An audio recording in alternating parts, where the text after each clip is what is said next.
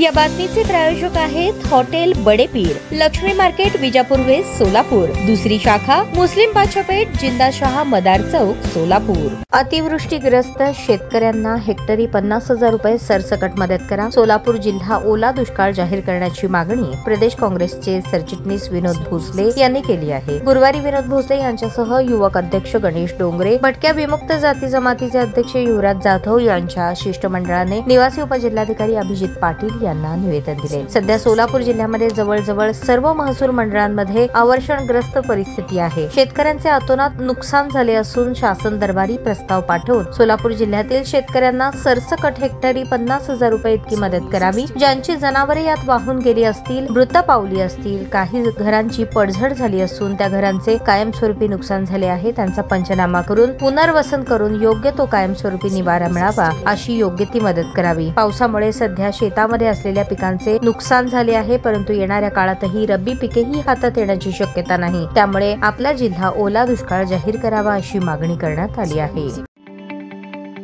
ताज्या बातम्या पाहण्यासाठी प्राईम महाराष्ट्र न्यूज चॅनलला सबस्क्राईब करा।